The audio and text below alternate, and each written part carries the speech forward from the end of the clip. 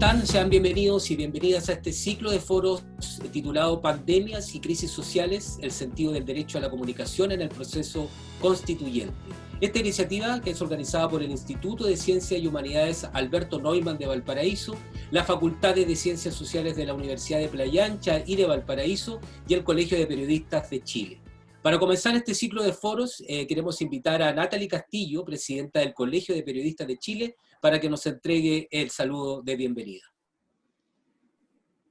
Muchas gracias. Como equipo organizador de este ciclo de foros, queremos dar la bienvenida a todas y a todos quienes están presentes en este espacio de reflexión y de debate tan necesario, no solo para el sector de las comunicaciones, sino para todos quienes creen y luchan desde sus propios espacios y orgánicas, desde el periodismo, desde la investigación y la academia, por una democracia plena, por la construcción de un proyecto de desarrollo para Chile participativo, inclusivo y con enfoque de derechos, elementos que hoy en este complejo escenario de crisis sanitaria, social, política parecieran ser eliminados bajo una serie de preceptos legales.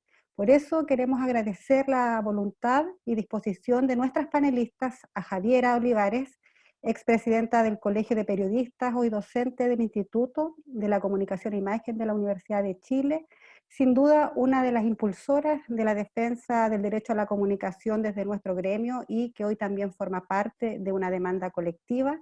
A Nicolás Sepúlveda, colega destacado en el periodismo de investigación con varios reconocimientos y con uno bastante relevante, como el reciente reportaje que sacudió al Ministerio de Salud y cobró la salida del cuestionado ministro Jaime Mañalich.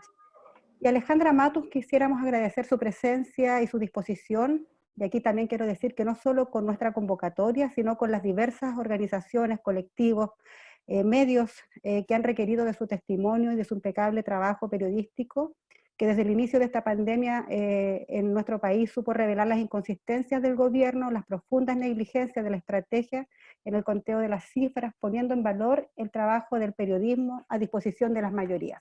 Así que muchas gracias. Queremos aprovechar también estos minutos de bienvenida a propósito de este foro, denunciar la restricción de derechos y principios básicos de esta democracia, como es el ejercicio pleno de la prensa, el derecho a la libertad de información y libertad de expresión, que a raíz de las medidas sanitarias hemos visto lesionadas en nuestro país. Y en este sentido queremos entregar y poner en valor también el trabajo de los periodistas independientes, de medios de comunicación comunitarios, alternativos, populares, quienes son los más afectados con estas medidas y que sabemos han jugado un rol clave en la entrega de la información desde la Revuelta Popular de Octubre y que hoy en este contexto cobra mayor relevancia en los territorios, en momentos donde las necesidades son diversas. Estos medios, junto con estar insertos en las comunidades, promueven el goce colectivo del derecho a la comunicación. Por lo tanto, limitar la acción y el trabajo de estos medios de comunicación no solo afecta a estos trabajadores y trabajadoras, sino que también a la ciudadanía en general. Lo decíamos frente a una estrategia política de coartación de libertades, de persecución ideológica, de acallar bajo las normas del derecho voces disidentes a una administración autoritaria, pero también peligra lo que podemos llamar el último bastión del sentido público de las comunicaciones de nuestro país. Nos estamos refiriendo también a la venta del inmueble de Televisión Nacional de Chile, que no solo constituye, lo hemos dicho durante los últimos días, una transacción inmobiliaria, sino que también puede ser interpretada como el cimiento del camino a una privatización, acción que no es nueva para este gobierno. Recordemos que en su primera administración logró desaparecer el diario La Nación.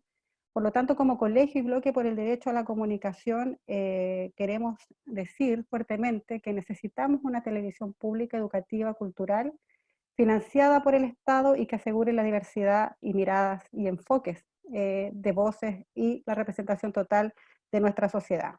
Pero así como hemos perdido terreno, sabemos que la única forma de revertir este escenario, adverso por cierto, es que nos tenemos que avanzar con la mayor convicción en una nueva constitución que no solo garantice un sistema de medios democráticos, sino que también permita una transformación, un cambio social, la democracia plena y la recuperación del Estado para todos los chilenos y las chilenas. A nombre del Instituto de Ciencias y Humanidades Alberto Neumann, de las Facultades de Ciencias Sociales de la Universidad de Playa Ancha y de la Universidad de Valparaíso, junto con el Colegio de Periodistas de Chile, le damos la bienvenida entonces a este primer foro del papel del periodismo en la revuelta social chilena. Muchas gracias, Danilo.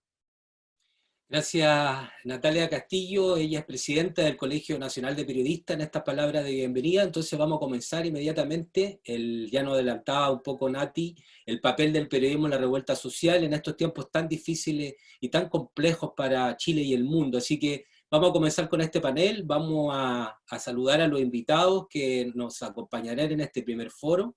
Inmediatamente presentamos a nuestra colega Alejandra Matus, periodista de la Pontificia Universidad Católica de Chile y máster en Administración Pública en Harvard Kennedy School.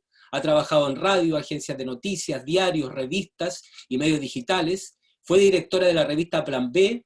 Es autora y coautora de varios libros, entre ellos Crimen con Castigo, El libro negro de la justicia chilena, Injusticia duradera, Los archivos del cardenal, casos reales, Doña Lucía, la biografía no autorizada. Su trabajo ha sido premiado a nivel nacional e internacionalmente también. En este contexto de pandemia del COVID-19 ha develado investigaciones que han cuestionado los datos entregados por el gobierno. Así que le damos la bienvenida a Alejandra Matus a este panel. Muchas gracias. Saludamos también a Nicolás Sepúlveda, él es periodista de CIPER, ha sido reportero de educación y política en Radio Bio Bio y en los medios digitales El Dínamo y El Mostrador. El año 2019 obtiene el premio Pobre el que no cambia de mirada por su investigación sobre los abusos a menores en hogares del Sename y el premio Periodismo de Excelencia de la Universidad Alberto Hurtado por la serie de reportajes sobre los medidores inteligentes. Participa en la Conferencia Latinoamericana de Periodismo de Investigación por sus reportajes sobre Operación Huracán y el financiamiento ilegal de campañas políticas por parte de empresas pesqueras. Este año fue seleccionado para asistir al encuentro América Latina-Europa de Periodismo de Investigación para exponer su trabajo durante la revuelta social en Chile. Nicolás Sepúlveda, bienvenido a este panel. Gracias. Y saludamos desde España, Javier Olivares, periodista, máster en estudios sociales y políticos latinoamericanos, profesora del Instituto de la Comunicación e Imagen de la Universidad de Chile y coordinadora de su programa de libertad de expresión. Se inició en prensa escrita en La Nación. Trabajó en diversos medios de comunicación nacional y fue enviada como corresponsal internacional a Siria y a Líbano. Fue la primera mujer presidenta del Colegio de Periodistas de Chile, autora del libro Guerrilla, combatientes chilenos en Colombia, Nicaragua y El Salvador. Ha publicado diversos artículos académicos y periodísticos. Hoy se encuentra realizando un doctorado en Educación y Comunicación en España. Javier Olivares, bienvenida. Hola, muchas gracias por esta invitación. Bien, ahora hechas las presentaciones ya de rigor de nuestros invitados, vamos a comenzar inmediatamente con Alejandra para que nos contextualice y nos hable sobre esta gran consigna de este panel, de este primer panel que le hemos llamado el papel del periodismo en la revuelta social, entendiendo esta revuelta social también la crisis sanitaria como una prolongación de esas demandas que hoy día están en los distintos territorios de nuestro país. Alejandra. Bueno, yo quiero referirme un poquito a la historia de los medios de comunicación o del sistema de medios de comunicación, porque yo creo que es lo que permite entender lo que ha pasado, la conducta de los medios tanto en el estallido social como en la actual crisis sanitaria. Para hacer una larga historia breve,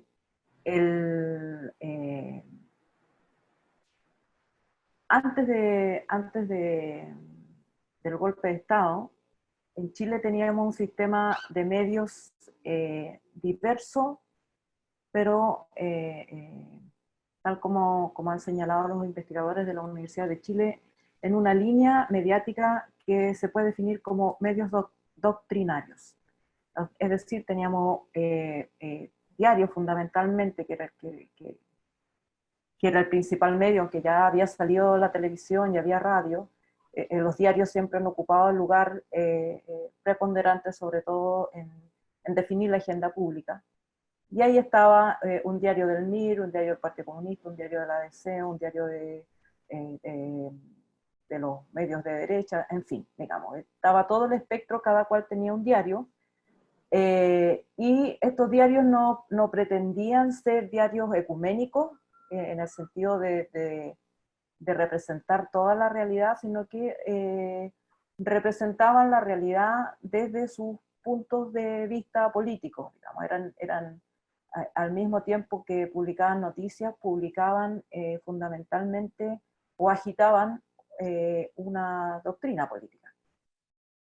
Y, digamos, también esto era entendido por las audiencias, digamos, la audiencia no pretendía encontrar en ese tiempo en un solo medio una visión panorámica de la realidad, sino que se formaba probablemente leyendo unos y otros y tal. Cuando vino el golpe de Estado, clausuró todos los medios que no fueran el Mercurio y la Tercera. El Mercurio y la Tercera también vienen de esa tradición doctrinaria, aunque de alguna manera usando un lenguaje o un formato que pretende ser ecuménico, o que pretende ser estos diarios generalistas y digamos, que separan la página editorial del trato informativo, pero digamos se les permite continuar funcionando porque efectivamente jugaron un rol y el régimen los consideraba los medios aliados, se transformaron a partir de 1973 también en una suerte de medios oficialistas, que también, que también corrió el diario La Nación. Y estos fueron los únicos medios que existieron junto a los canales de televisión que también, digamos, pertenecían a las universidades, y en sus cargos de dirección se nombraron militares y agentes afines al régimen, por lo tanto había televisión oficialista, diarios oficialistas, y la radio también se incautaron y se cerraron muchas radios.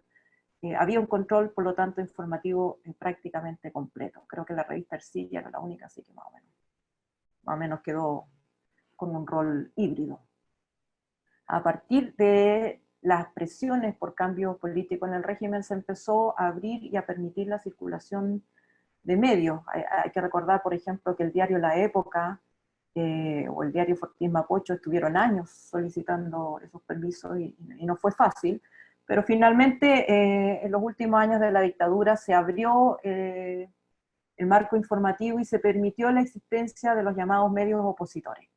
Los medios opositores se financiaban con ayuda internacional fundamentalmente.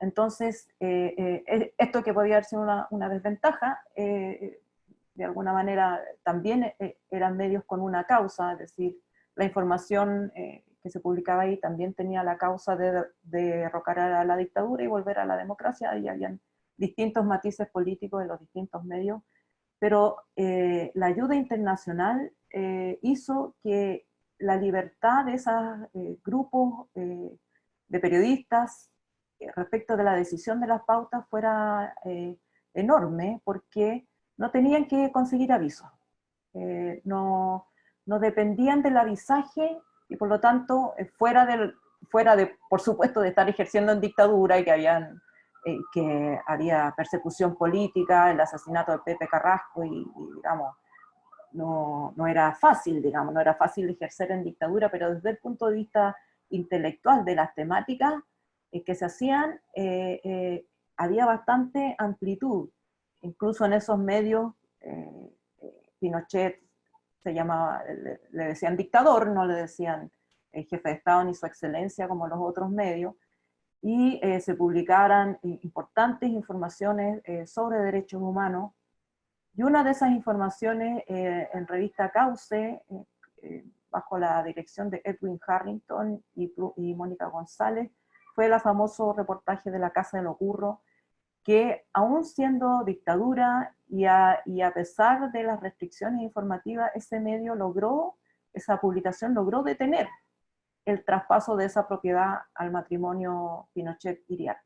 Así que aunque estaban, digamos, siempre al borde de la prohibición y tenían que pasar la censura de Dinaco y todo eso, igual lograban remover la agenda informativa de aquellos años. Con la llegada de la democracia,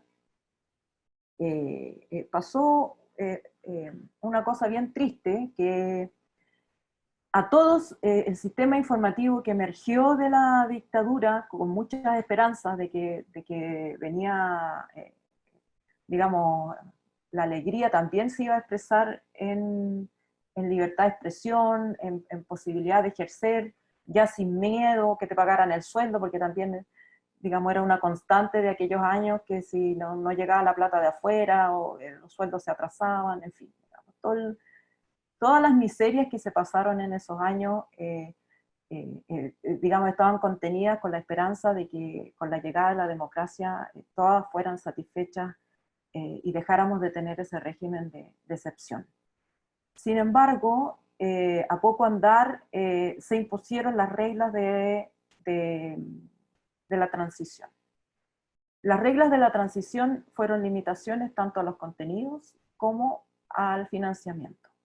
El Mercurio y la Tercera, el conglomerado, los dos conglomerados fueron saneados, justo antes de terminar la dictadura, se les perdonaron las deudas, pero no solo eso, cuando comenzó el nuevo régimen democrático, el Estado continuó usándolos como los medios preferentes para la publicidad estatal, que siempre ha sido una fuente tanto o más importante, dependiendo de los periodos de vacas flacas o vacas gordas, para el sustento de estos conglomerados.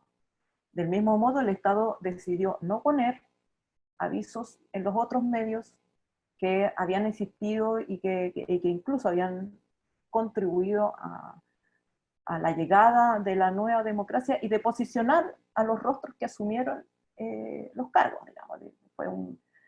No fue solamente la recuperación de la democracia en general, sino también en mostrar a los líderes a través de las entrevistas, etcétera, el menú de futuras autoridades salieron también de esos medios, incluso de sus cuerpos directivos y de sus consejos directivos y consejos editoriales.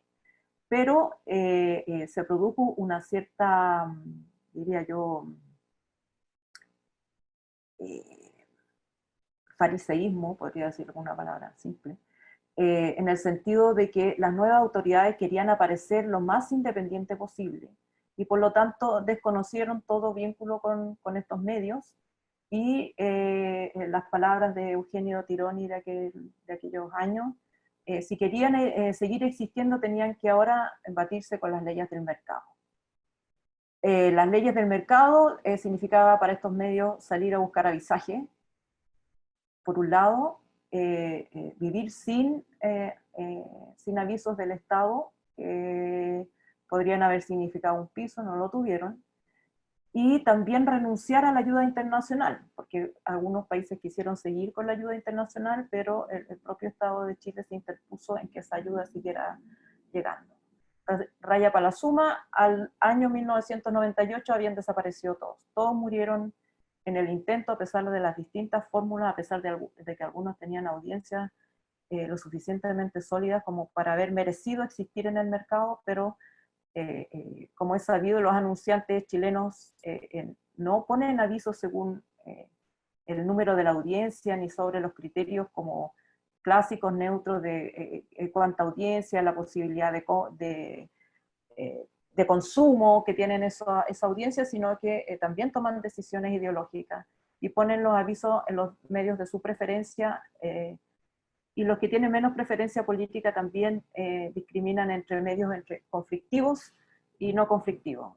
Siempre prefieren poner los anuncios en medios felices y que no generen conflictos porque piensan que eso daña sus marcas. Entonces tampoco hubo publicidad privada para los medios, y por supuesto que murieron, digamos, en esa crisis económica. Todos terminaron por fenecer, y se produjo la ironía de que cuando Pinochet fue arrestado en Londres, los medios que habían cubierto con mayor ímpetu las violaciones a los derechos humanos, no existía ninguno para cubrir esa noticia que era la última noticia por lo menos de ese ciclo, de esa serie.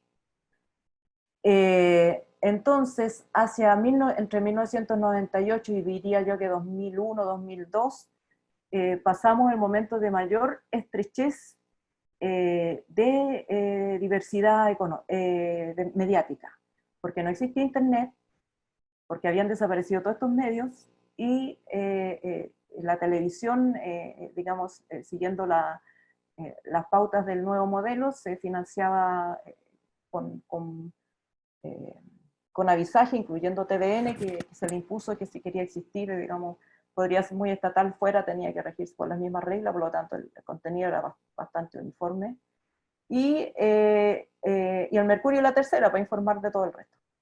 Y las radios, digamos, donde había más diversidad, pero la radio tampoco ha tenido, por lo menos, salvo la cooperativa, diría yo, o la radio Bio Bio, salas de prensa, que son las que en el fondo producen los contenidos informativos.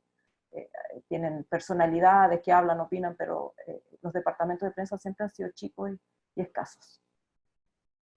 Después de ese periodo, el periodo más estrecho, yo creo que pasaron dos cosas. Primero, la emergencia de Internet, que abrió el sistema a voces que antes estaban ausentes, y también la derogación de muchas leyes que eran restrictivas de la ley de la expresión, como las leyes de desacato en la Ley de Seguridad Nacional del Estado y en otros cuerpos legales.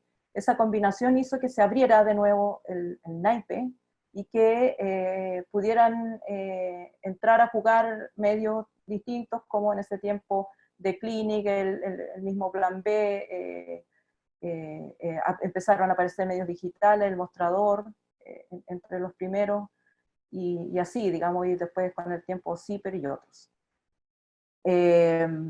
Entonces yo creo que cuando llega la revuelta, efectivamente había muchos más medios, pero ningún medio o ninguno de los medios nuevos ha logrado solventarse económicamente o tener las espaldas suficientes para crear departamentos de prensa amplios, digamos, cotidianos, que están cubriendo la noticia día a día.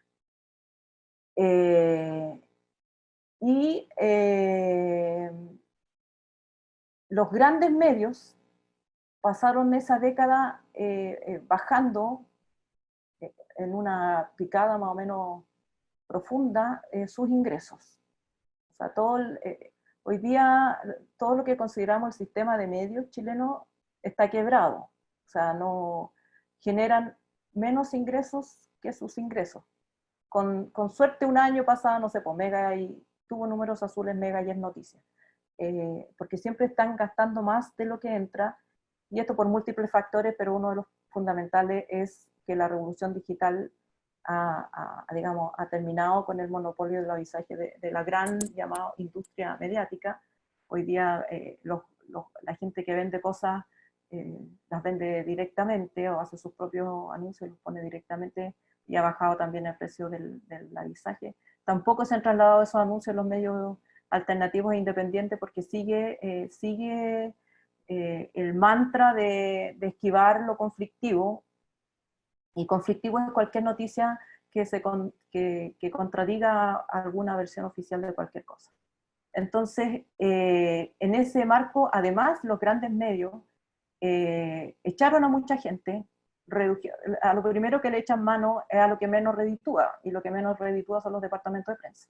Entonces, aunque es el gasto más insignificante del gasto total de un canal de televisión, por ejemplo, a lo primero que echan mano para reducir los números rojos es echar periodistas. Y entonces estos grandes medios no solamente estaban ahorcajados por sus propias líneas editoriales, sino que también materialmente tienen menos reporteros, menos periodistas. Un periodista que hace salud, tiene que hacer salud, educación, economía, está en la mañana en La Moneda y tiene que hacer 3 notas, y digamos, nunca hay tiempo para esos equipos para ir más allá de sacar la cuña y poner la cuña. Sacar la cuña y poner la cuña es reproducir básicamente lo que alguien dice. Y cuando se trata de cosas que pasan fuera de los marcos institucionales o fuera de las autoridades de todo tipo, la cobertura es más o menos como la página roja de los diarios de antaño, digamos.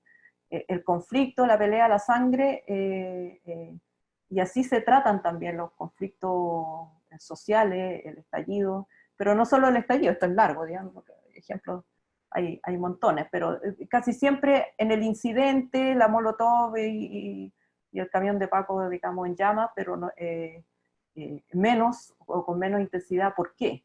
¿Por qué? O cuáles son las causales, o cuál es la proporción entre el llamado desmán y la gente que marchó pacíficamente, digamos, siempre se pone siempre en primer lugar el hecho violento y no, digamos, las otras manifestaciones. Y yo creo que las manifestaciones del 18 de octubre tuvieron la cualidad de cierta manera revelarse a esa cobertura. Es una cobertura que no empezó ahí, pero que hizo crisis ahí.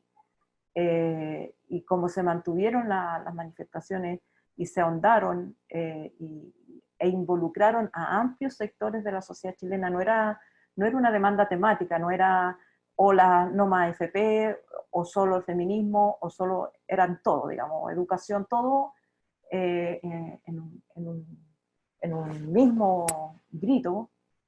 Esa cobertura quedó pasé, y cobraron aquí importancia la cobertura que hicieron medios independientes, y también las propias imágenes y los despachos que hacía la gente con su celular, porque digamos la tecnología sigue avanzando y sigue abarrotando costos, y casi cualquiera puede hacer sus propias transmisiones. Y con la pandemia me parece que además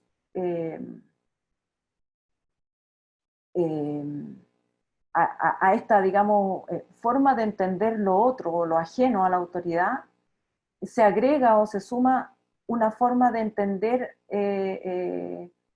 a la autoridad como fuente de verdad. Y entonces lo que dice la autoridad es cierto per se.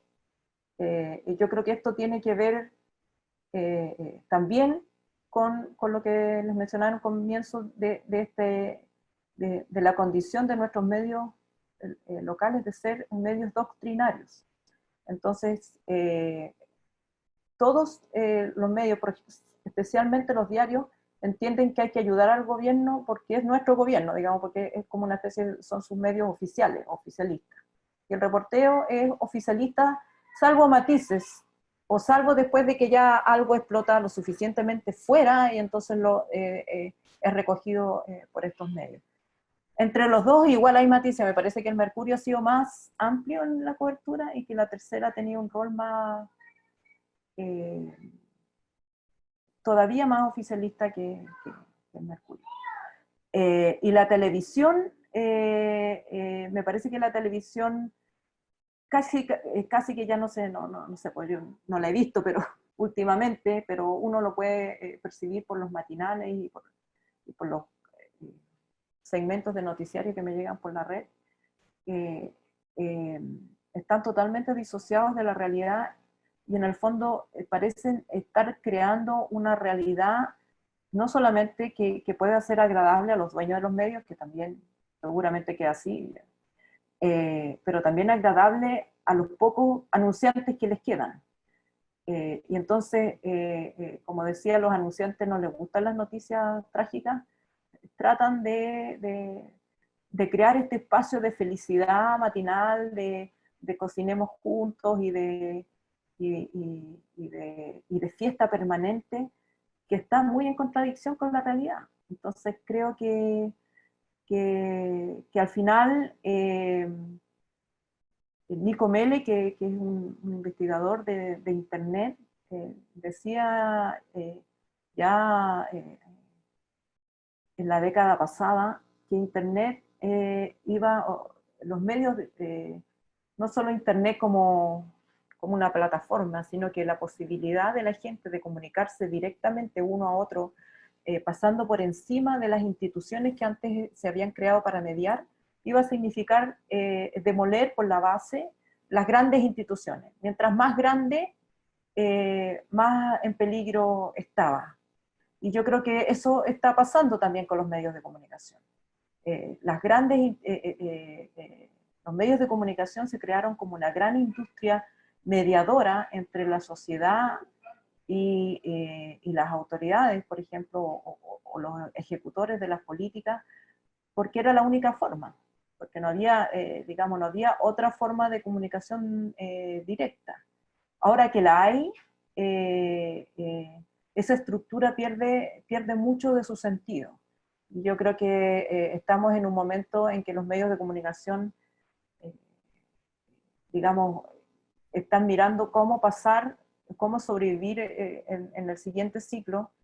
Y una pregunta que a mí me parece que sigue pendiente es cómo va a sobrevivir el periodismo también. ¿Cuál va a ser la forma que va a adquirir el periodismo en el nuevo ciclo? Gracias, Alejandra, por esas reflexiones, este recorrido histórico que hace Alejandra por el rol del periodismo en Chile en las últimas décadas, del complejo escenario que existe en Chile sobre el sistema medial, y esta pregunta que nos llama a la reflexión a todos y a todas, el rol del periodismo después de esta crisis. Queremos recordarle a las personas que están siguiendo el foro que pueden hacer sus preguntas por interno, de tal manera que al final puedan nuestros panelistas responder cada una de sus inquietudes y reflexiones. Seguimos entonces, ahora corresponde el turno a Nicolás Sepúlveda, periodista de CIPER, este periodismo de investigación que ha sido tan importante y tan revelador también, que ha influido mucho, de hecho, en la toma de decisión hoy día y cambiar precisamente políticas públicas a propósito de las denuncias que ha hecho CIPER y también en su minuto también Alejandra sobre las cifras puntualmente. Nicolás, tus reflexiones sobre esta consigna que hemos planteado en este panel, que es periodismo en tiempos de pandemia y crisis y revueltas sociales. Hola Danilo, ¿cómo están? Primero que todo, muchas gracias por la invitación al colegio, a las universidades. Saludo a Alejandra también y a Javiera. La admiro ambas, harto. Yo quería partir diciendo que yo creo que la revuelta social, lo que empezó a pasar en Chile desde el 18 de octubre del año pasado, fue también, Alejandra habló algo de eso también, fue una revuelta y un cuestionamiento profundo en la forma en que se hace periodismo en Chile. Si uno recuerda lo que pasó entre octubre y noviembre, yo tengo muchos colegas que trabajan en televisión, amigos, en radio, y a casi todos les pasó que fueron increpados en las calles, que a muchos los golpearon, hubo incidentes bien violentos. La gente les cuestionaba la cobertura que veían a diario de lo que pasaba en el estallido, en las protestas, pero también de lo que pasaba de antes. Había una sensación ciudadana de de cómo se hace periodismo en Chile. Hablo de los medios generalistas, ¿no? Los que tienen consumo masivo, la televisión la ven millones de personas. Había una sensación de que eran parciales, de que escondían verdades. Eso tiene, yo creo, de cierto y de falso en tiempos de redes sociales, ¿no? En tiempos de fake news y de conspiraciones. Hay mucha gente que cree que, no sé, que el coronavirus es causado por el 5G y eso no lo muestran los medios. Pero si sacamos un poco ese barro y nos vamos a los hechos, efectivamente había este cuestionamiento a cómo los medios generalistas cubrían la contingencia, cómo cubrían los abusos ciudadanos también. Si miramos, hay algunos estudios que han aparecido de la Universidad Católica, otros que se hacen en Estados Unidos respecto a confianza en los medios de comunicación, también eso lo han medido encuestadoras. Desde octubre en adelante, esa explosión que yo les decía, ese cuestionamiento a la forma de hacer periodismo, explotó, se hizo público, se verbalizó. En los matinales los manifestantes increpaban a los noteros, a los periodistas, y los periodistas les pasaban el micrófono. Y en la encuesta se evidencia cómo esa confianza en la comunicación en los medios se vino abajo, se derrumbó, ahora se ha ido recuperando un poco con la pandemia, pero el cuestionamiento sigue presente. Yo creo que eso es muy importante porque calza en Garza, ¿no? En este recuento histórico que hizo Alejandra, de cómo hoy en Chile es muy difícil hacer, primero, periodismo independiente por una crisis de financiamiento, pero también es muy difícil hacer periodismo de investigación. En los últimos años, hace, no sé, 3, 4 años atrás, estábamos todos muy contentos porque había medios que estaban abriendo unidades de investigación, que es un periodismo caro de hacer, que permite efectivamente revelar cosas importantes, que permite incidir en políticas públicas, pero necesita alguien que te financie 3 meses, digamos, que no entrega noticias diarias, sino que estás preparando algo más grande. Abrió una la Tercera, abrió otra unidad de investigación, la BioBio, duraron un año y la cerraron ambas, digamos. Han habido crisis también en los medios independientes. Nosotros en CIPER tuvimos una crisis bien grande que nos puso en riesgo nuestra continuidad. pero adoptamos finalmente un modelo de socio, como lo hace el Faro en El Salvador, o lo que hace la gente del diario.es en España. Javiera debe conocer algo de esa experiencia, y nos ha ido muy bien, digamos. Hoy día yo creo que estamos entre la pandemia y el coronavirus, la cobertura que hemos hecho, yo creo que nos va a permitir incluso ampliar nuestro departamento de prensa. Pero no es lo que pasa en la mayoría de los medios. Y eso es interesante también, porque finalmente, cómo este cuestionamiento hacia la forma en que los medios de comunicación generalistas cubrían las noticias, no solo, yo lo decía, las protestas, sino también varias noticias impactantes, o sí, que causaron impacto en su momento, cómo fueron cubiertas desde el año 2014 en adelante. Yo creo que está el tema de las colusiones, está el financiamiento ilegal de la política por parte de las grandes empresas. En el caso de Carabineros está el megafraude, Operación Huracán, el montaje en el asesinato de Camilo Catrillanca. Yo creo que si hacemos una línea de tiempo y vamos poniendo todos estos grandes hitos que nos hablan de abuso a la ciudadanía, de montajes, de mentiras, de trampas, de la clase dirigencial política, pero también de la policía y del ejército también, otro fraude además, yo creo que todos esos ingredientes aportaron también al estallido social de octubre. El estallido social de octubre no fue un alza del metro y el alza de la luz, que era lo que pasó ese año específicamente, sino que había una acumulación. Yo me acuerdo de conversaciones en septiembre, conversaciones familiares o en el metro o con amigos, que todo el mundo decía como, oye, pucha que aguantamos, digamos, oye, aguantamos harto todo esto que pasa. Entonces finalmente yo creo que toda esa olla a presión estalla en octubre, y ahí también es importante lo que se hace en el periodismo, lo que hacen los periodistas de investigación, lo que se hace en el periodismo independiente. Yo creo que en todos estos ejemplos que nombré, de abuso ciudadano, de trampas de la clase dirigencial, hubo siempre hay un trabajo importante de la Fiscalía, que los expertos lo que dicen es que ahí lo que influye es la reforma procesal penal, que finalmente le quita cierto clasismo que tenía el sistema penal chileno y permite la entrada de fiscales que no son todos criados en los mismos colegios de la élite, sino hay fiscales que son del ISO de número y que han aparecido lo que uno ha podido indagar, ¿no? Un poco más chúcaro a las presiones de la élite también. Pero también en todos esos casos hubo investigaciones periodísticas que empujaron la búsqueda de justicia en los casos de trampas legales, que se dieron a conocer y profundizaron lo que pasaba con la colusión, por ejemplo, en los casos de colusión.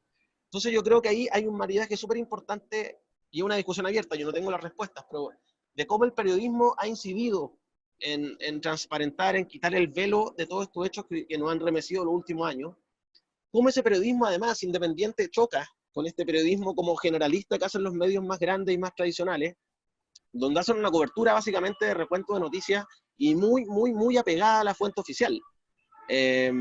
Muchas veces uno abre el Mercurio y son 15 páginas de comunicados y cuñas de diputados, senadores y ministros, digamos, y empresarios. Entonces siento que hay dos modelos periodísticos que hoy día con la revuelta como que chocan, no en el sentido de que hay una batalla entre periodistas, sino que chocan las formas de hacer periodismo. Y hay un periodismo en crisis, que es el que vivía de los avisajes, que es el que vive de los auspicios, lo vemos, Alejandra lo mencionaba, en la televisión, lo vemos también en los diarios, digamos. Y es muy trágico también, porque uno tiene amigos en la tercera, que se están quedando sin pega. Hoy día la cantidad de periodistas cesantes en Chile es impresionante. Pero estamos en un momento muy rico de discusión, por este choque que yo les digo de cómo, en el fondo, cómo logramos que la ciudadanía, por una parte, se haga cargo, y el Estado también podría jugar un rol ahí, de generar una prensa independiente de los grandes poderes, que sea como un aliado de la ciudadanía en ese sentido. ¿Y qué va a pasar con los medios más antiguos, digamos, con los medios más en la tradición noventera de muy cercanos a la élite, muy defensores del modelo de la élite, muy este modelo de periodistas que cubren a partidos de derecha o de la concertación y luego se transforman en los asesores comunicacionales de esos partidos? Yo creo que esa discusión es muy interesante y tiene mucho que ver con el estallido y tiene mucho que ver con cómo hoy día se está haciendo periodismo en Chile. Hay algo de la televisión, por ejemplo, que mencionó Alejandra, que yo no sé si estoy tan de acuerdo, en este sentido de que la televisión lo que hace es mostrar como un país feliz para agradar a los auspiciadores. A mí lo que me ha tocado ver desde la revuelta en adelante, y actualmente también con el coronavirus, es abrir un poco los micrófonos. Eso pasó al principio, me acuerdo perfecto, en los matinales. Yo tengo un poco una obsesión con los matinales, siempre me ha interesado como lugar de generación de opinión pública también, más que los programas políticos de élite, digamos, ¿no? Y los matinales al principio me acuerdo que empezaron a llevar dirigentes sociales, estaban al aire, hay matinales que estuvieron 8 horas al aire los primeros días de la revuelta, efectivamente estaban en la calle, abrieron los micrófonos, pero rápidamente, hoy día siguen, yo creo que hoy día nos muestran un país feliz, uno hoy día mira los matinales, siguen hablando hoy día de la pandemia, antes del estallido social, están en el tema duro y marca muy bien en rating. Yo creo que por eso lo siguen haciendo, porque también yo creo que la revuelta politizó la discusión en Chile y se politizó también la ciudadanía, ¿no? Entonces son temas hoy día que importan. Pero luego que abrieron los micrófonos al inicio de la revuelta, rápidamente empezaron a poner como panelistas, y eso se mantiene hasta hoy día, a diputados, a personas que son políticos duros, que uno nunca hubiera pensado en el modelo antes de la revuelta, que podían ser panelistas de matinal. Hoy día Marcela Cubillo es panelista estable, bienvenido, el senador Alamán está en todos los matinales, el senador Girardi, etcétera. Entonces, los especialistas tendrán que analizarlo, digamos, pero yo creo que la televisión sí está cubriendo los temas duros, pero también puede que estén haciendo un juego ahí de revalidación también de los poderes cuestionados, ¿no? ¿Qué más cuestionado que nuestro Congreso? Y ellos hoy día son las voces que están discutiendo los temas clave en los paneles de televisión, ya no solo en Estado Nacional y en los programas políticos clásicos, sino también en los matinales, en los programas de ayuda social. Pero bueno, eso, en CIPER a nosotros la revuelta social yo creo que la cubrimos al igual que el resto de la prensa independiente, como había que hacerlo. Los primeros días fue salir a la calle a ver qué estaba pasando. Rápidamente, al tercer día estábamos recorriendo los hospitales, donde nos dábamos cuenta de que todos los médicos nos decían hay mucho herido ocular. Eso después se transformó en un tema muy relevante. Luego, tratando de descubrir lo que decía Carabineros, que como siempre nos decía que, si se acordarán, que los balines eran de goma. Finalmente se pudo demostrar que no eran de goma. Ahí es un tema pendiente, toda la revuelta quedó pendiente, creo yo. También lo que decía Alejandra de esto de reportear las causas, porque una cosa es el día a día, entonces uno como periodista hace periodismo básico, digamos, ¿no? De ir contrastando lo que dicen las autoridades, ir mostrando lo que pasa en el día a día, pero también cómo vamos mirando las causas, las causas del estallido, las discusiones más de fondo, y en CIPER eso lo fuimos cubriendo con un espacio que se abrió que se llama CIPER Académico, donde intentamos darle espacio a la redundancia, académicos, investigadores de las universidades, porque yo creo que se acuerdan, hace un tiempo salieron unos estudios que mostraban que los papers académicos no eran leídos por nadie. Entonces ahí nos dimos cuenta de que había muy buen material académico en Chile y que era muy importante masificar ese conocimiento, ¿no? Y eso ha funcionado bien, digamos, hay un buen espacio de debate ahí. Por supuesto, el periodismo de investigación, en particular en CIPER, los temas son más complejos. En el último tiempo hemos tenido un incremento de visitas muy importante, digamos, yo creo que antes de la revuelta social, un tema súper técnico, o antes de la pandemia, hoy día reportajes que hemos publicado en la pandemia tienen más de 300.000 lecturas, eso para nosotros antes no pasaba. Pero claro, los temas que analizan las causas del estallido social o los temas más técnicos hoy día de la pandemia abren discusiones, pero claro, no son tan masivos. Lo que sí yo he visto es que los medios tradicionalistas se han visto obligados, Alejandra lo mencionó también, a recoger algunas pautas. Yo cuando hablo con los colegas que trabajan en televisión, en los departamentos de prensa de la televisión, ellos admiran mucho lo que se hace en la prensa independiente y están muy preocupados de capacitarse. Muchos no saben cómo hacer periodismo de investigación, no saben cómo trabajar bases de datos, y asisten a talleres, se preocupan. Les pasa, por supuesto, que en sus canales o en los diarios grandes, hay muchas veces les frenan temas, pero también muchas veces no. Y muchas veces pasa que los periodistas no saben cómo hacer ese periodismo más duro, de más largo plazo, más complejo, donde uno tiene que estudiar hasta entender un tema y luego poder tener como la voz autorizada para poder tratarlo, ¿no? Para hablar con un especialista, para entender cuál es la trampa, qué es lo que pasa ahí. Y yo creo que ese también es un efecto de la revuelta, que los colegas que se vieron increpados en la calle, digamos, noteros de televisión, que en general son muy apolíticos, que en general tratan de no incomodar, a ellos mismos se incomodaron cuando fueron increpados por la población, por los manifestantes, por las vecinas, por los vecinos. Y yo creo que ahí hay no sé cómo explicarlo, yo creo que estamos en un momento de tensión, de que el sistema periodístico en Chile está crujiendo. Es muy interesante el rol que se puede ejercer ahí, digamos, desde el periodismo independiente de investigación, pero también de los colegas que están trabajando en los medios tradicionales. Yo creo que es una discusión que está en desarrollo y nada, hay que ver qué pasa con eso. Bien, gracias Nicolás, periodista de CIPER, que hace esta reflexión sobre el periodismo de investigación y el impacto que tiene a la hora también de incidir en cambios de política pública y entregar una información que a veces uno esperaría que lo hicieran, no sé, el Ministerio de Justicia, pero los periodistas cumplen un rol muy importante. Recuerdo a Patricia Verdugo en algún minuto también sus investigaciones fueron muy relevantes en materia de derechos humanos. Entonces, reivindicar ese trabajo que se realiza desde el periodismo de investigación. Y en ese mismo marco que plantea Alejandra y también Nicolás sobre esta crisis en el sistema medial, hay un tema que es la regulación. Chile no cuenta con un sistema regulatorio importante, de hecho no cuenta con una ley de medios que podría permitir esa pluralidad que hoy día Chile no la tiene desde el punto de vista de los contenidos. Entonces, las reflexiones, Javiera Olivares, expresidenta del Colegio de Periodistas, también desde España, en esa línea. Javiera, te escuchamos. Gracias, Danilo. Saludarles a todas, a todos, a Nicolás, a Alejandra, a quienes también conozco, admiro y valoro muchísimo el trabajo que realizan. Y bueno, yo, para tratar de aportar algunas de las reflexiones que ya han hecho y que, por cierto, comparto muchas de las cosas que aquí se han señalado, yo quisiera como tratar de retomar un poco el título del foro, porque me parece que es muy provocador y muy interesante para poder también plantearlo en este debate. Ustedes nos invitaron a pensar, a reflexionar o a provocarnos mutuamente respecto de cuál es el sentido, ¿verdad?, del derecho a la comunicación en el proceso constituyente venidero, que sabemos que ha sido, digamos, un proceso bien obstaculizado ya no solo por las presiones políticas que podríamos analizar en otro foro, sino también por la situación de pandemia mundial hoy día. Por lo tanto también está esa situación de cómo se va a devenir y en qué tiempo es ese proceso constituyente. Por lo pronto sabemos que viene un plebiscito, en teoría fijado para octubre, y donde se va a empezar a desatar una conversación respecto de temáticas.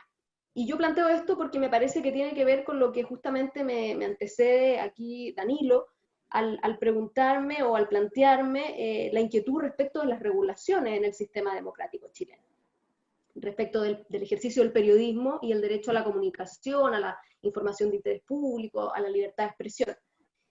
Y ahí la ALES, bueno, hizo un repaso muy, muy acucioso y muy interesante de lo que ha sido, ¿verdad?, el ejercicio del periodismo y la regulación o los devenires del sistema de medios de comunicación desde antes la dictadura, durante la dictadura y post-dictadura en la etapa transicional. Entre paréntesis, hay un artículo tuyo, Ale, que yo le doy a leer a mis estudiantes, no sé si habrá alguno por aquí, que se llama ¿Te querís dar un gustito? Y que tiene que ver justamente con los gustos, comillas, que periodistas querían intentar darse en la etapa transicional, es decir, los primeros años post-dictadura, y que estaban absolutamente imposibilitados de hacerlo porque investigar cualquier cosa que pudiese, comillas, poner en tensión el proceso inicial de una democracia tan insuficiente como la que construimos y la que todavía tenemos, o más bien como la que se nos impuso, era un periodista que perdía simplemente el trabajo, o era un periodista que resultaba ser amenazado de muerte, amedrentado fuera de su casa, y no es que eso haya dejado de ocurrir, pero sin duda desde esa primera etapa comenzó a marcar el precedente de lo que se venía en el periodismo. Y sin afán de seguir haciendo un recuento histórico, yo sí quisiera plantear una cosa que tiene que ver con la regulación y que un poco determina lo que hoy día nos enfrenta en esta discusión constituyente o preconstituyente que vamos a tener.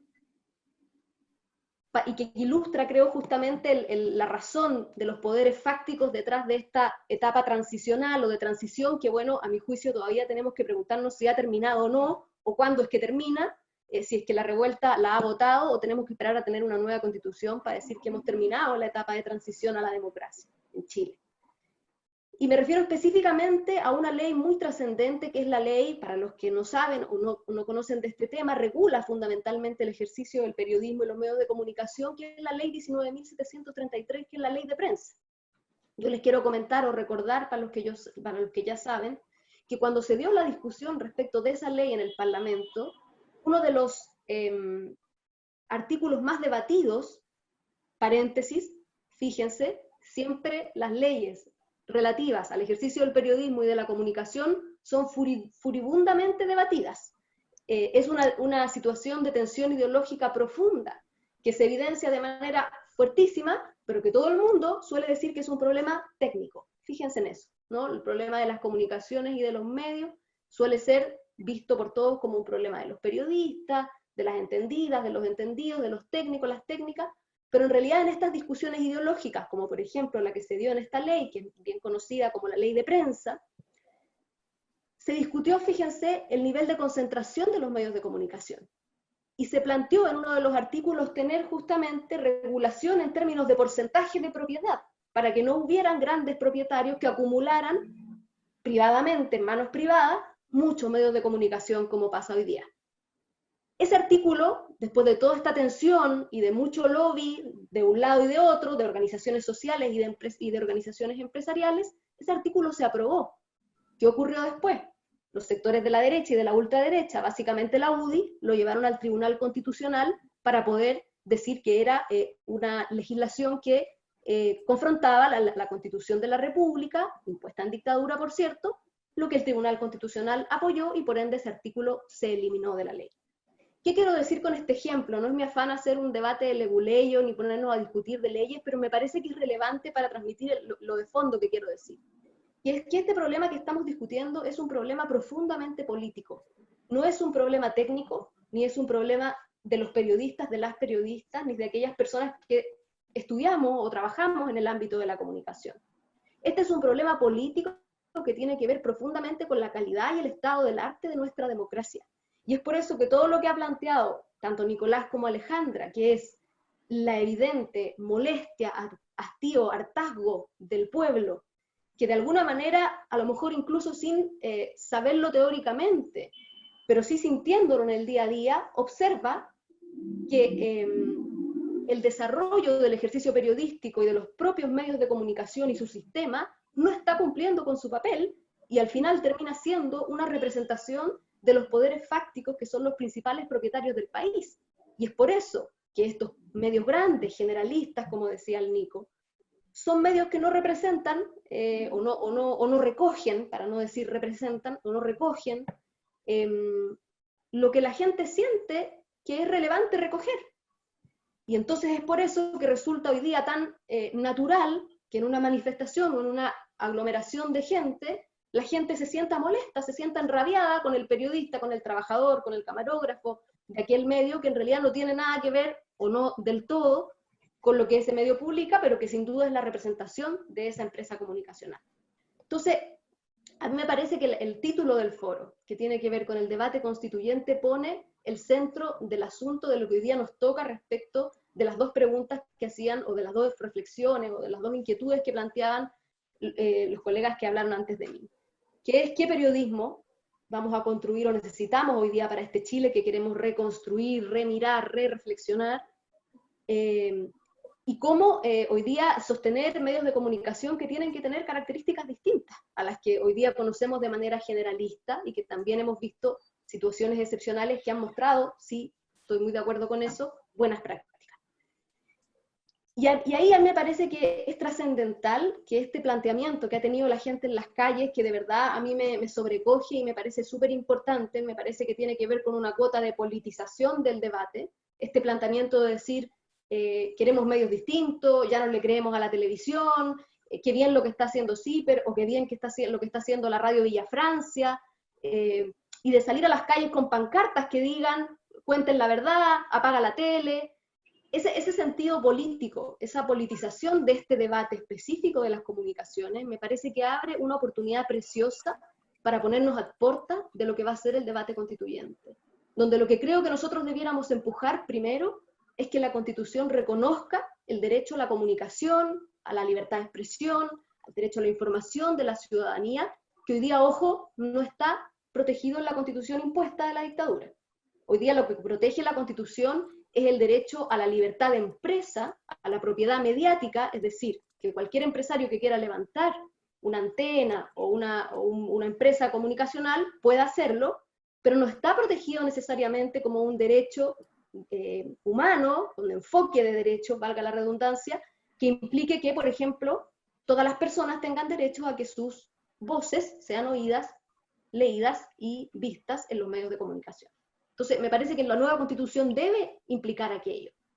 Y en los debates constituyentes de América Latina existen experiencias que podemos mirar, y no estoy diciendo ni Venezuela ni Cuba para que nadie se asuste, hay otras experiencias también que podemos mirar, la experiencia argentina, la experiencia uruguaya, los debates prelegislativos que se han dado en el movimiento social brasileño, donde estas cuestiones se han discutido, y donde hay proyectos, incluso constituciones y artículos constitucionales o leyes directamente, leyes de medios, leyes de servicios de comunicación audiovisual, que establecen, por ejemplo, un pluralismo y una diversidad que implique, primero, la existencia de medios públicos. Es decir, que hoy día no tendríamos que estar asustadas y asustados porque se le ocurre a un directorio enajenar, por ejemplo, Televisión Nacional. La existencia de medios privados, sí, pero con regulación a su propiedad y con imposibilidad, por ejemplo, de lo que pasa hoy día en Chile, de que un medio tan importante como la televisión, su propietario a la vez pueda ser dueño de sectores importantísimos en la banca, en el sector forestal, en el sector vitivinícola, en las cadenas de retail, para ponerles un ejemplo que es muy conocido, el señor Andrónico Luksic y su propiedad en el Canal 13 y en el Banco de Chile. Y además estos mismos artículos también garantizan la existencia de medios de carácter comunitario, ¿no? O sociales o sin fines de lucro. ¿Qué implica esto? Que esta diversidad, por supuesto, implica entrega de cuotas de publicidad estatal, de dineros, que les permitirían a esos medios subsistir, implica tener una preocupación política de la comunicación, que me parece que hoy día en Chile ha estado muy relegada justamente por esto de querer, creo yo, ahogar esta diversidad de voces, y implica también tratar de mirar esas buenas prácticas de las cuales hablaba Nico y poder hacerlas también un ejercicio más cotidiano en la prensa, ¿no? A mí me parece que hoy día la discusión incluso ético-periodística es una discusión que no se da. Y ahí, bueno, podríamos discutir latamente de quién es la culpa, si de los periodistas que no lo discuten, si de los dueños de los medios, si del poder fáctico que quiere evitar que se dé esa discusión, y tal vez existe algo de las tres cosas. Pero lo relevante, creo, es que esa discusión hay que impulsarla, como hay que impulsar también esta otra discusión legal. Termino diciendo, por supuesto las leyes no resuelven el problema de fondo, por supuesto las leyes son leyes, no son designios divinos que van a mejorar todo el problema. Pero sí me parece que politizar, que, para decirlo en buen chileno, calentar el debate en torno a estos temas, obliga a profundizar la discusión democrática y nos obliga también a pensar en la deficiente democracia que tenemos y en cómo, así como otros derechos que se privatizaron, como el derecho a la educación, a la salud, a las pensiones, el derecho a la comunicación, a la expresión y a la información ha sido privatizado y con eso nos han hecho un daño profundo en lo que hoy día es una democracia que permite que existan disidencias, que permite que existan diferencias, que permite y entiende la diferencia como parte del debate sano, donde el pensar distinto, el decir, te veía entre paréntesis Alejandra el otro día en una discusión que tuviste con la alcaldesa Matei, y uno no termina de sorprenderse de que, claro, hay una parte de Chile, esa parte de la derecha, que piensa efectivamente que solo ellos tienen derecho a opinar, que cree que cuando alguien opina distinto, pues entonces lo están censurando. Y entonces coartemos el debate, coartemos la que piensa distinto, coartemos la discusión cuando discriminamos y tratamos a otro de flaite. Es decir, hay parece palabras y cosas que están prohibidas. Y yo creo que eso es lo que hoy día hay que romper. Y esta oportunidad constituyente que tenemos y que yo espero que sigamos peleando en las calles, si es que se intenta obstaculizar, sea el inicio de este gran debate que yo de verdad, tal vez estoy muy esperanzada pese a la pandemia y pese a lo difícil de los tiempos, pero bueno, soy esperanzada por defecto, así que de verdad creo que puede ser un gran inicio. Javier Olivares, gracias, expresidenta del Colegio de Periodistas, académica de la Universidad de Chile también, por estas reflexiones y este lugar donde nos sitúa a futuro, que es avanzar hacia el derecho a la comunicación y a esa pluralidad que hoy día no existe en los medios de comunicación. Yo agregaría un elemento ahí también muy importante, que es la descentralización de los medios. Es tremendo cómo hoy día se capitaliza toda la información en lo que sucede en la región metropolitana, básicamente. Entonces es importante también esa mirada diversa, pluralista de los distintos territorios. Vamos a pasar a las preguntas, contarles que las personas que están siguiendo el foro han hecho algunas preguntas por interno, las hemos hecho una síntesis para que cada uno de ustedes pueda reflexionar. La primera de ellas preguntan cómo se interpreta el tratamiento de los medios masivos respecto de los atentados contra los derechos humanos y la prisión política durante el estallido social. ¿Puede entenderse como una colusión más entre el poder, los medios, las fuerzas represivas y la justicia en el negacionismo histórico? Me gustaría partir con Alejandra esta pregunta. Bueno, yo creo que digamos, la pregunta tiene muchos conceptos grandes, ¿no? Pero es difícil responder sí o no. Pero yo creo que el tema de la cobertura de las violaciones a los derechos humanos de parte de los grandes medios en periodos de crisis exacerba el mismo modo de cubrirlo en tiempos normales. O sea, veamos la cobertura del caso de ¿cómo se llama? La mujer a la que le quitaron los ojos. Fabiola Campillay.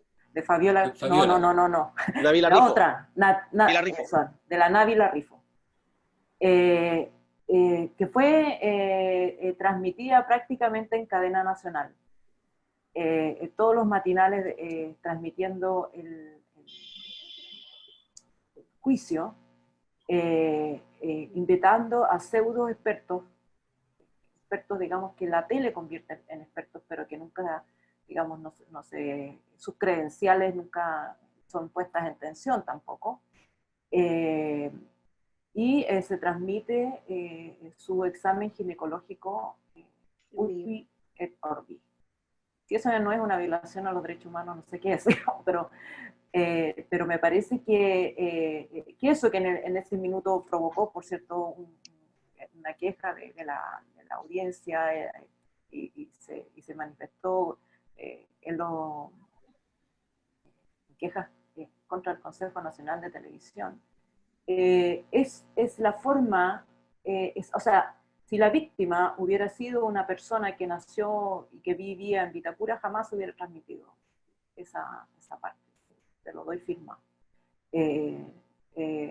Porque hay una manera discriminada o segregada de tratar las noticias dependiendo del origen social de las personas. Y esto también tiene que ver con todo, digamos, con todo el espectro de temas, desde cómo se cubre si hay un desastre natural, a cómo se cubre si se trata de un asunto político. En general, los medios tradicionales tienden a tratar los temas políticos que interesan a las grandes mayorías a través de sacerdotes o chamanes preestablecidos. Independientemente de si esos chamanes tienen o no tienen conexión con esa gran masa, y probablemente lo tienen y son personas buenas y digamos, y qué bien que hablen, pero desde el punto de vista de la cobertura es un sesgo, es suponer que la gente no puede hablar por sí misma. Entonces vamos y recurrimos al curita, al director de una ONG y un par más, digamos, y ellos son los que articulan un discurso verbal respecto de cuáles son las demandas políticas de fondo. Pero la gente misma que quiere expresar sus demandas aparecen o son cubiertas en relación con las emociones, no con los discursos. Entonces, si va a llorar la señora, ya. Si, digamos, si está pidiendo algo, la cubrimos. Si, digamos, es víctima de una tragedia, lo cubrimos. Y esa es una manera sistemática de negar dignidad a una gran mayoría de personas en Chile. Entonces, cuando hay una violación de derechos humanos, la cobertura también es segregada, depende de quién es la víctima. Entonces, si la víctima no calza en un modelo de perfección, un ideal, digamos, una persona blanca, educada, de ciertos colegios, de cierto estatus social, inmediatamente cae bajo sospecha de tener propósitos oscuros, de que es falso. Y esto yo creo que en esta escala de jerarquización del valor que le doy a la persona a la que voy a entrevistar respecto de los hechos que ha vivido, en el último escalón está el pueblo mapuche. Y entonces por eso vemos que las violaciones a los derechos humanos del pueblo mapuche no se cubren, prácticamente no se cubren, a menos que, como en el caso de Camilo Catrillanca, por una situación circunstancial de las cámaras, los videos, porque había mayor material disponible, fue posible descubrirlo. Como también podemos hacer el paralelo aquí con George Floyd, gracias a que había un video, el caso del asesinato de ese joven afroamericano se pudo conocer y generar la ola de repudio que generó. Si no hubiera habido cámaras ni video, hubiera sido un breve más en las páginas policiales de los medios. Entonces yo creo que es un tema más profundo que línea editorial. No necesita coludirse nadie con nadie para que esto ocurra. Digamos, esto ocurre por los sesgos inconscientes que se materializan en las salas de redacción y que todas pautas no escritas, tácitas, que se cumplen sin necesidad de que alguien dé una orden o que intervenga, digamos, el poder fáctico X para dar esa orden. Ocurre así porque está en el disco duro de todos nosotros, digamos, y todos nosotros tenemos ese disco duro. Lo que hay que hacer es deconstruir ese disco duro para que uno vea, pero si uno no hace ese trabajo, te va a salir naturalmente decirle vecino a uno y poblador al otro, o sea, es así. ¿Alguna reflexión sobre esta pregunta, Nicolás? Y voy a agregar otra para aprovechar el tiempo. Nos preguntan también de qué manera puede contribuir el periodismo independiente a la construcción de una mayoría nacional que se plantee un nuevo modelo de desarrollo. Agregamos esa pregunta también, Nicolás. Sobre la primera, yo quería decir que yo creo que a mí me ha tocado trabajar en medios grandes, y hay en las salas de prensa hay yo creo que es una herencia de la dictadura, me imagino yo que antes pasaba lo mismo, como que el tema de derechos humanos es muy comunista. Entonces, como que en general en las salas de prensa hay que tratar de ser lo menos comunista posible o de izquierda posible, porque en general esa gente como que cuestiona más, digamos, es como que se estigmatiza, y no soy en general el favorito de los jefes, ¿no? Después de la revuelta podemos hacer una larga lista de gente con pensamiento más crítico que cuestionó el actuar policial, por ejemplo, que salieron de esos medios. Ojo, entre octubre y diciembre el balance se fue súper a la derecha, particularmente en la televisión. Pero además yo creo que eso es por una parte, digamos, como que se asocia el tema de derechos humanos a una temática de izquierda, y hay un miedo en los medios tradicionales de parecer muy de izquierda porque te puedes quedar sin pega. Pero también hay una relación, yo coincido con Alejandra, de que yo no creo que no es una conspiración, digamos, no creo que haya una reunión a las 2 de la mañana entre gente mala que se pone de acuerdo, sino que hay formas de hacer las cosas que están súper instaladas. Y una de esas es la relación con Carabineros. Yo cuando trabajaba en Radio Bio Bio, me tocaba hacer móvil, y uno iba en la mañana a Bulne 80, donde está la oficina de comunicaciones de Carabineros, a buscar las pautas, y ellos te dan la cuña, te cuentan la verdad de lo que pasó, y uno transmite eso al aire, digamos. Eso es una pésima práctica, no es periodismo eso.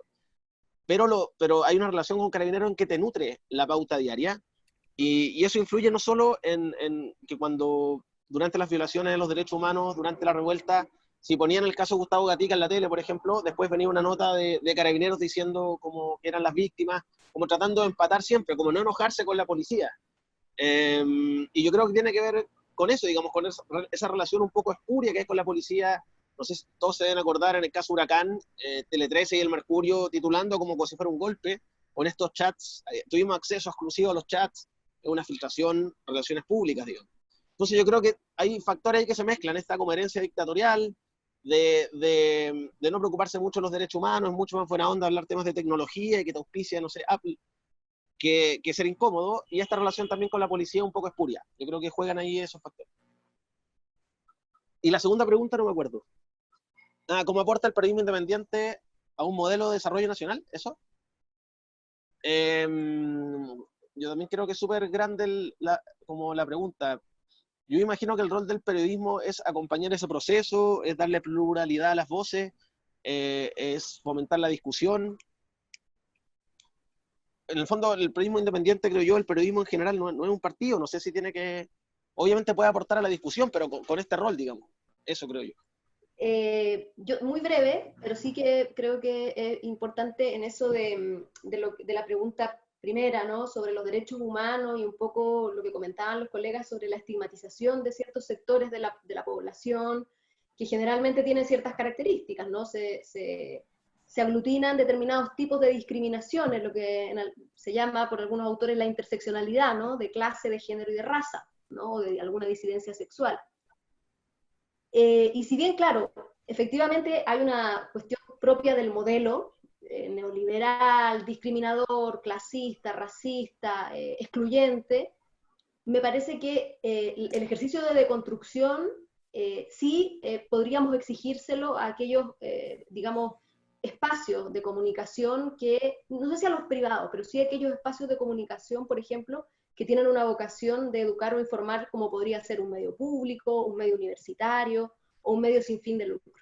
A mí me parece que, más allá de que no haya una conspiración, que estoy de acuerdo, no creo que exista ningún tipo de conspiración, sino que ocurre porque vivimos en una sociedad racista, sí me parece que es algo que tenemos que exigir. Y yo creo que hay también experiencias virtuosas en ese sentido. Y hay experiencias virtuosas, por ejemplo, en países cercanos. Vuelvo a Argentina, vuelvo a Uruguay, vuelvo a Brasil, donde, por ejemplo, existen espacios autónomos, pero que pertenecen al Estado, funcionan de manera autónoma, por ejemplo, como el Instituto Nacional de Derechos Humanos, que de lo que se dedican a hacer justamente es a cuidar que los discursos mediáticos no incumplan las garantías mínimas de respeto a los derechos humanos. Y cuando eso pasa, pues se produce toda una cadena que tiene recursos y que implica todo un tiempo educativo y de trabajo, no implica una sanción penal ni de ningún tipo punitivo, digamos, pero sí un trabajo educativo respecto de por qué eso no debe pasar. Y qué es lo que le pasa a la sociedad cuando eso ocurre, ¿no? Entonces, me parece que sí hay alternativas para poder provocar esa deconstrucción obligadamente, de manera forzosa, porque si no, digamos, la discriminación clasista de género, de raza, se va a seguir produciendo, y en Chile es realmente brutal. Cuando uno tiene la oportunidad, o digamos el privilegio incluso, de poder conocer otras experiencias, uno se da cuenta que el caso de Chile es brutal, y que se naturalizan cosas que no son naturales necesariamente en medios públicos o en medios incluso privados, pero de carácter general, como lo que decía la Alejandra, o el recuerdo que hacía Nico de la Operación Huracán, en fin. Me acuerdo, no sé si se acuerdan, de la escena específica del allanamiento a la casa de Héctor Yaitul al inicio de la Operación Huracán, que fue transmitida por el canal público de Chile por Televisión Nacional, grabada en una cosa absolutamente irregular, ilegal, que contraviene todos los, digamos, parámetros de organizaciones internacionales de derechos humanos, que es no dar derecho a réplica, no explicarle por qué lo estaban apresando, exacto, allanando la casa de manera directa, y además con publicidad, filmándolo todo. Entonces, eso no es natural. Y eso yo creo que sí tenemos que ponernos más exigentes en ese punto. Y respecto y digo, cuando digo exigentes, no me refiero a que nosotros como periodistas seamos exigentes, digo exigir al Estado, que es el único ente que puede garantizar u obligar a garantizar ciertos derechos, que garantice maneras de que estos ejercicios éticos de la profesión que coadyuvan a la democracia, pues se cumplan. Y para eso habrá que generar instancias autónomas estatales que lo hagan velar por eso, en fin. Y respecto a la segunda pregunta, yo creo que, bien, los códigos deontológicos y el código de ética del Colegio de Periodistas, incluso en Chile, plantean que los medios de comunicación tienen como imperativo ético no solo el respeto de los derechos humanos, sino también el fortalecimiento de la democracia. Y que un periodista o un periodismo que no cumpla con esos objetivos no estaría cumpliendo los principios deontológicos que aspiraría uno al ser ético o ética a la hora de cumplir con su trabajo.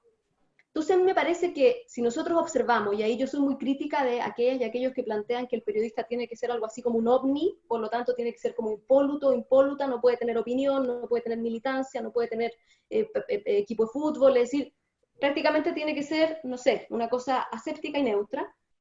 Yo soy bien crítica de eso, y me parece que si uno percibe que el modelo neoliberal no está cumpliendo hoy día con los derechos humanos, no enfrenta una situación de crisis social como la que estamos teniendo y seguimos teniendo en Chile, no enfrenta una situación pandémica y pone en la balanza la economía y la vida, pues me parece que sí, un periodismo podría decir, nosotros queremos coadyuvar con nuestro trabajo a cuestionarnos si queremos este modelo de desarrollo, si nos parece bien o podemos pensar otra cosa.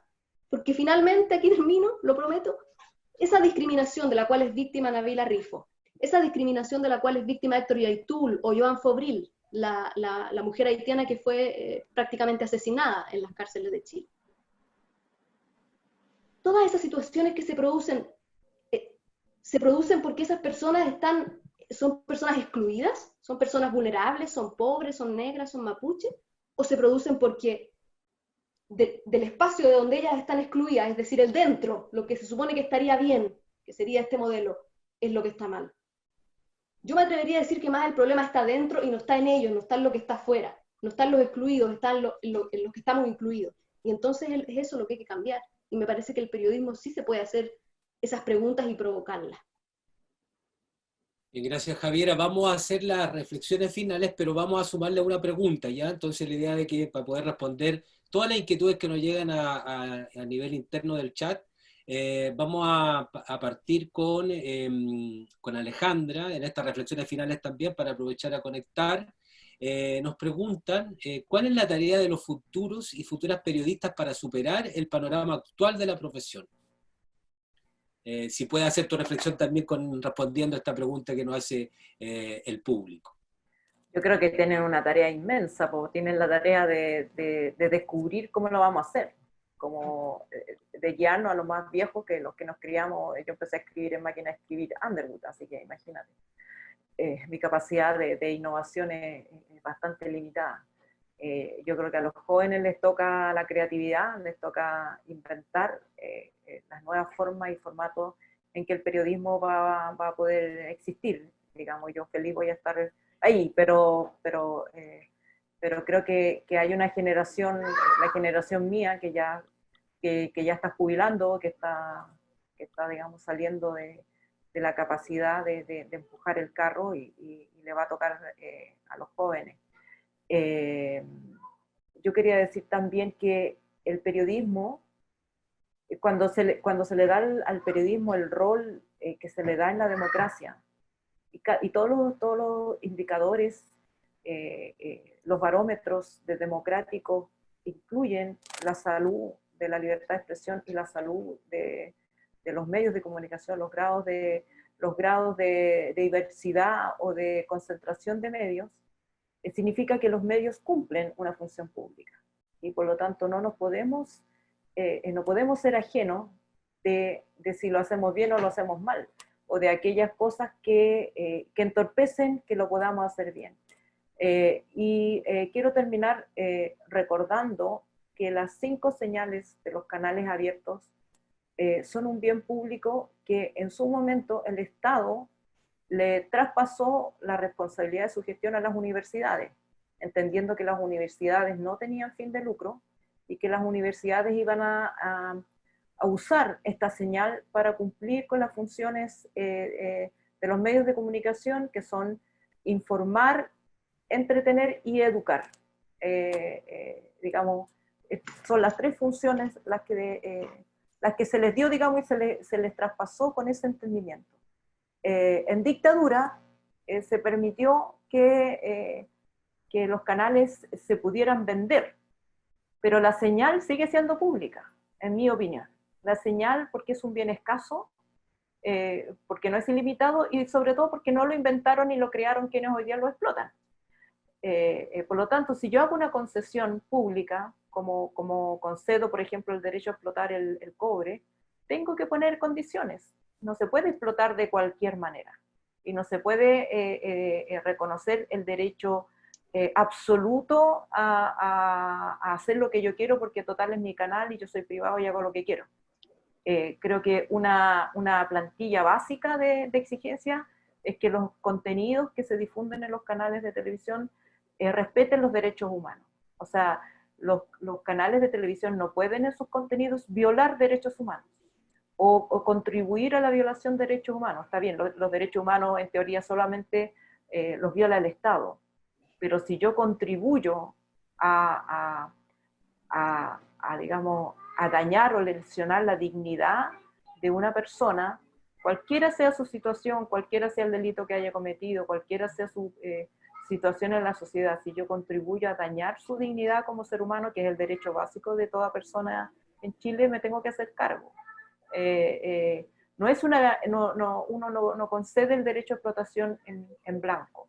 yo creo que los chilenos tenemos que recobrar conciencia de que esas señales son señales públicas y que es el Estado el que tiene una labor que decir, digamos, de permitir su explotación privada, digamos, el lucro,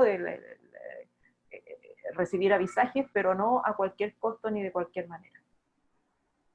Gracias, Alejandra. Bueno, el debate un poco que se nos propone en este foro de cómo avanzamos, que ese proceso constituyente garantice ese derecho a la comunicación y se construya una ley de medios que permita regular y colocar en perspectiva ese bien que es público, como tú lo señalabas, Alejandra, que es el espacio radioeléctrico en Chile. Nicolás, aquí va, bueno, las preguntas para tratar de ir respondiendo también a estas reflexiones finales. Dada la concentración en los medios de comunicación en nuestro país, ¿qué sistemas de medios podemos recoger, considerando la experiencia internacional, pero además resguardando este periodismo de investigación que es tan importante el que realizan CIPER o otros colegas como Alejandra también?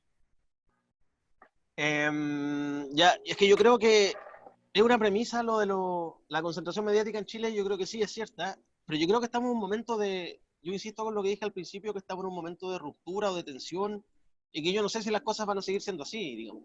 Cuando miramos desde la revuelta social en adelante, esta caída en la confianza en los medios de comunicación tradicionales, esta crisis económica brutal que están teniendo, esta reducción que están teniendo sus equipos de prensa, digamos, esto no es algo teórico ni algo que uno vaya a decir en el futuro.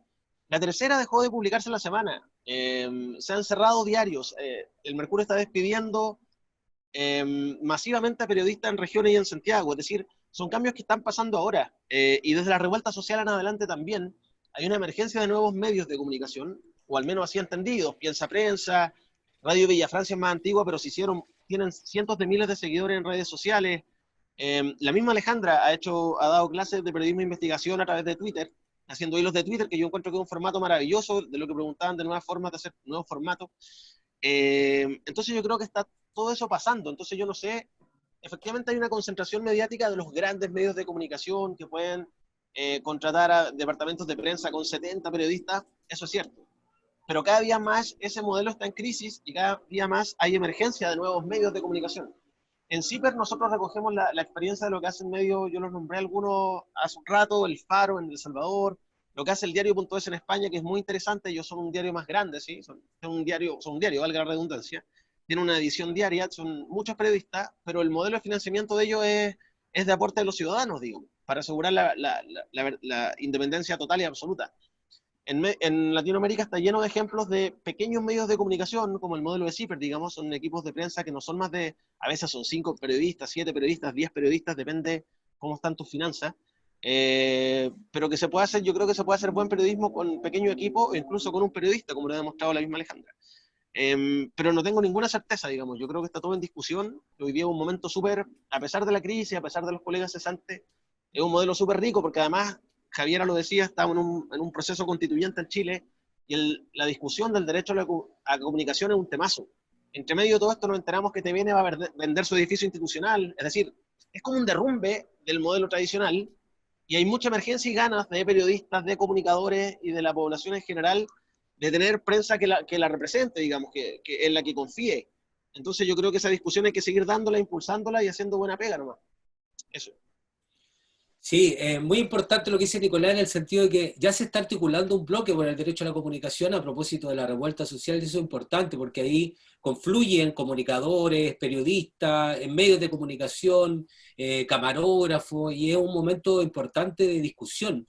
La nueva Constitución debe garantizar ese derecho a la comunicación, eso es lo que por lo menos hemos levantado desde el Colegio de Periodistas, y eso se construye obviamente con todos aquellos que aportan a los distintos procesos comunicacionales que se encuentran en Chile. Entonces ahí hay un desafío y una tarea muy importante. Y finalmente, con la pregunta, vamos a ir cerrando con la pregunta de Marcel Gaete desde Atacama, a Javiera: los cambios necesarios con una nueva constitución, a propósito, ¿podrán resguardar los derechos a la comunicación y a las audiencias a informarse mejor?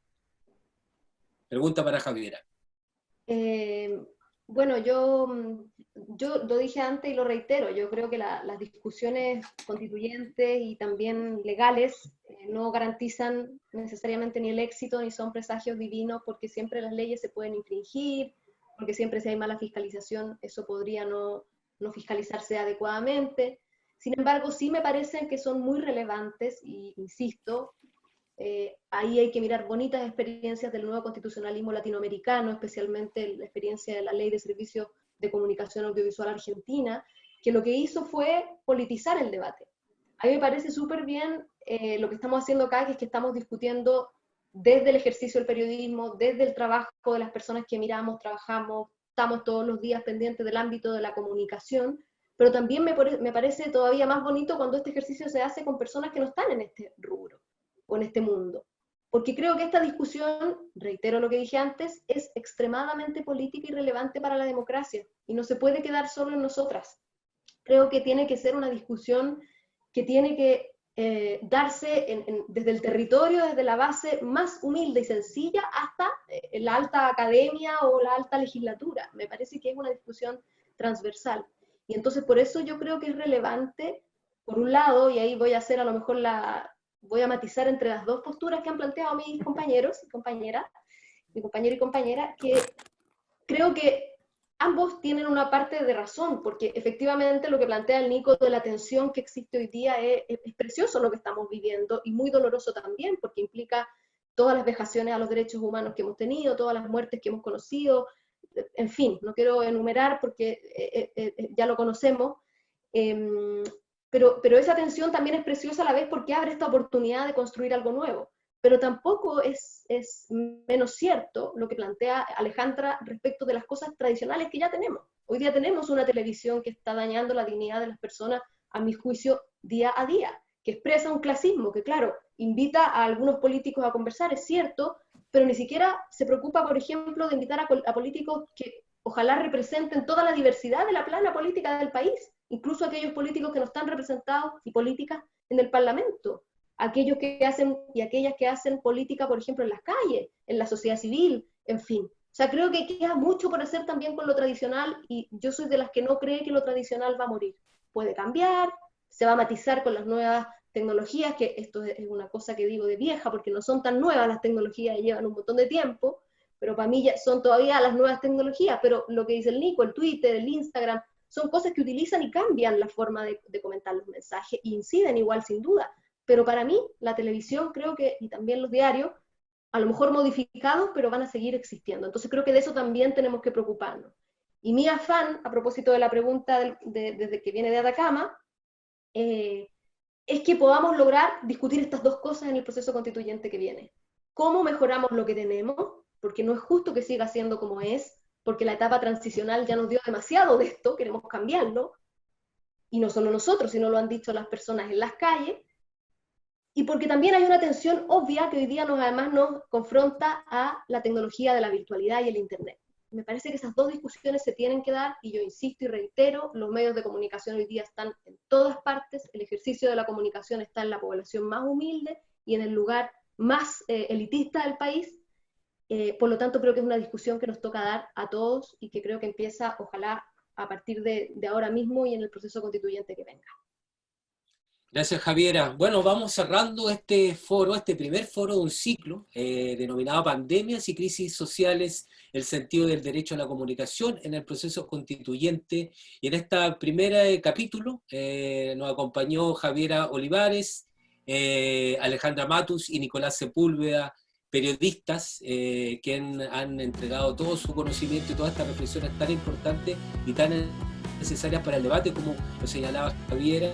Queremos invitarlos para la próxima semana al foro El impacto de los medios universitarios y en resistencia en la crisis chilena. Así que todos también invitados a este segundo foro que organiza el Instituto de Ciencias y Humanidades Alberto Neumann de Valparaíso, las Facultades de Ciencias Sociales de la Universidad de Playa Ancha y de la Universidad de Valparaíso y el Colegio Nacional de Periodistas. Nos despedimos a nuestros invitados, invitadas y a quienes fueron parte de esta primera mesa de este ciclo de foros. Un abrazo a todos y a todas, nos vemos en otra oportunidad.